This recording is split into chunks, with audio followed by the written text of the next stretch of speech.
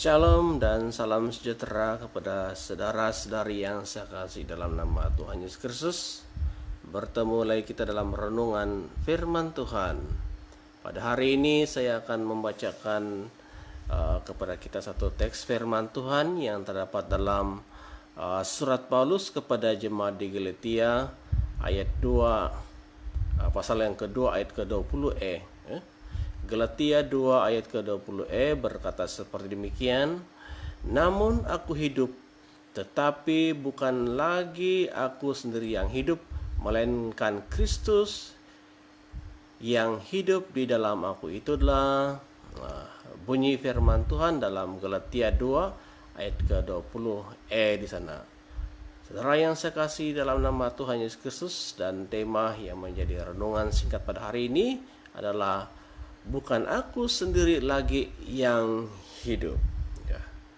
Saudara yang saya kasih dalam nama Tuhan Yesus Kristus, nah di dalam kita menjalani kehidupan kita di saat ini, setiap hari, di saat ini kita perlu belajar untuk menahan kata-kata.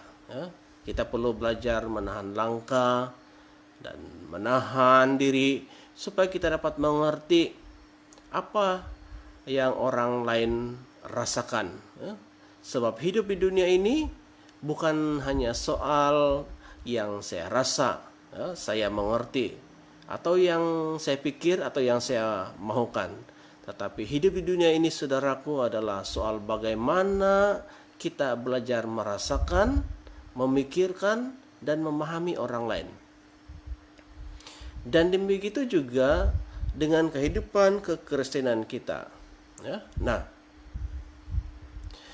hidup kekristenan kita di dunia ini seperti sebuah yang dikatakan pembelajaran perjalanan, ya, yaitu sebuah perjalanan yang cukup panjang dan cukup jauh untuk kita belajar untuk memahami, memikirkan, dan mentaati Tuhan kita Yesus Kristus. Dan selama kita menjalani hidup yang panjang, kita diajar yang tadinya kita tidak tahu dan menjadi tahu. Tadinya tidak boleh dan menjadi boleh. Bahkan mungkin yang tadinya kita tidak suka menjadi suka. Dan mungkin kita tidak mau, tetapi sekarang menjadi mau. Nah, dari seluruh perjalanan hidup kita sebagai orang percaya yang panjang dan melelahkan, pelajarannya cuma satu ayat, satu kata, yaitu bukan saya lagi, tetapi Dia, Sang Kristus, Yesus Kristus. Itulah arti daripada ayat mas dalam pembacaan kita pada hari ini, yaitu hidupku bukannya aku lagi, tetapi Yesus Kristus di dalam aku. Nah, walaupun cuma satu ayat yang begitu singkat, saudara, tetapi sebenarnya sudah lebih daripada separuh kehidupan kita. Kita masih terus berjuang, untuk menjalani kehidupan kita sebagai orang Kristen. Dan perjuangan hidup ini berjalan seumur hidup kita selagi kita masih hidup.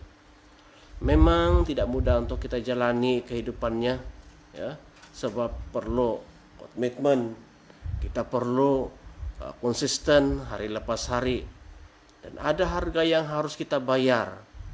Dan perjalanan ini adalah satu perjalanan memikul salib Kristus yang tentunya berat dan perlu pengorbanan. Saudara yang saya kasih dalam nama Yesus Kristus, seringkali saya sendiri harus mengingatkan diri saya sendiri sebagai seorang hamba Tuhan bahwa hidup saat ini bukan soal diriku, diri saya, keinginanku, rencanaku, dan maunya aku. Saya harus ingat bahwa ada Kristus yang hidup di dalam aku. Kadang saya sendiri ataupun kita merasa terkongkong ya saat kita menjalani kehidupan dengan mengikuti apa maunya kita ya. Apa maunya mata kita, apa maunya emosi kita dan pikiran kita.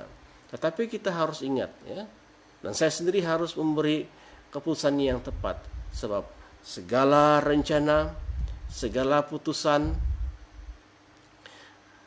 dan segala sesuatu yang harus saya putuskan adalah harus bersesuaian dengan apa yang Tuhan Yesus kehendaki ya. Jadi saya harus pilih, putuskan sesuatu yang seharusnya menyenangkan hati Tuhan. Karena firman Tuhan berkata, hidupku bukan hanya aku lagi, tetapi Yesus di dalamku. Nah, saudara yang saya kasih dalam nama Tuhan Yesus Kristus, sebagai meresponi renungan firman Tuhan pada hari ini, saya mau ajukan kepada kita pertanyaan, yaitu sudahkah saudara-saudari mengundang Yesus Kristus masuk ke dalam hati kita sepenuhnya? Dan jika jawabannya iya, kita sudah mengundang Yesus dalam hati kita, apakah yang kita dahulukan di dalam kehidupan ini? Apakah kita mau dahulukan kehendak daging kita ataupun kehendak Dia di dalam kehidupan ini? Jadi sama-sama kita renungkan dan pikirkan.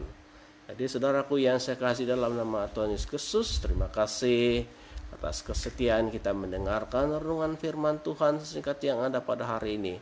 Jadi dimanapun Anda berada, berdoa supaya Anda bekerja dan berkarya sepanjang hari di dalam pimpinan kuasa Allah. Tuhanlah yang tetap menyertai dan memberkatimu dimanapun Anda bekerja dan berkarya sepanjang hari ini, sehingga engkau berhasil dan beruntung. Jadi sampai jumpa lagi untuk renungan seterusnya, dan Tuhan memberkati.